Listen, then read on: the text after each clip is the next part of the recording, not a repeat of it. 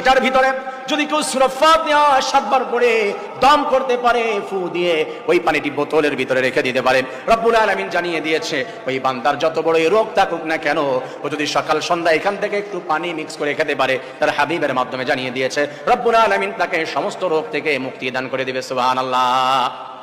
এখানেই শেষ নয়, এই সূরা ফাতিহা পড়া বৃষ্টির পানি, পরিষ্কার পানি আপনি যদি আপনার ঘরের ভিতরে ছিটিয়ে দিতে পারেন, আপনার ঘর থেকে যত জিন ভূত যা কিছু আছে রব্বুল আলামিন সব কিছুর ক্ষতির থেকে আপনার বাড়িকে সেফটি দান করে দিবে। সুবহানাল্লাহ।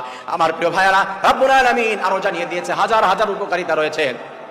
এই উপকারিতা বলতে গেলে রাত পার হয়ে যাবে, তারপরও শেষ হবে না। আমার প্রিয় বন্ধুরা, বৃষ্টি যখন আসবে আমরা একটু পানি ধরে রাখার চেষ্টা করব, আর এখান থেকে আমরা সঠিকভাবে শুদ্ধভাবে সূরা ফাতিহা পড়ার চেষ্টা করব। এই শুদ্ধভাবে সূরা ফাতিহা 7 বার পড়ে 7টি দম করে যদি এই পানিটি আমরা ঘরের ভিতরে রেখে দেই, আল্লাহ বলেছে এই ঘরের ভিতরে কোনো অবস্থাতেই অশান্তি প্রবেশ করবে না ইনশাআল্লাহ। আমার